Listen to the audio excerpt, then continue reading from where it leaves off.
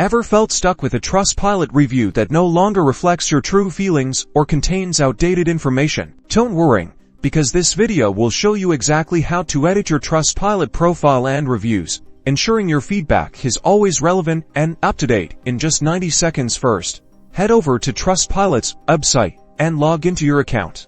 Using the same email and password you used when you initially created the account and wrote the review.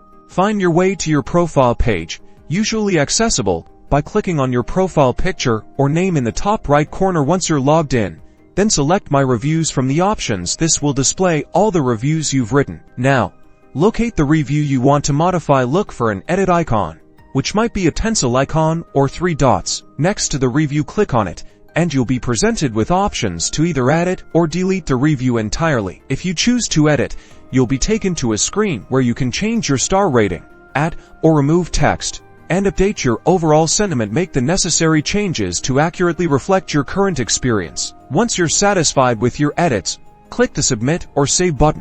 And that's it.